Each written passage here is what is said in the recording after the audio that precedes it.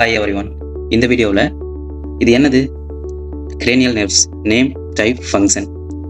இது என்ன O2 OTT அஃபா GVS H அப்படின்னா O2 படத்தை OTTயில் அஃபாவோட GVS ஹோமில் பார்த்தோம்.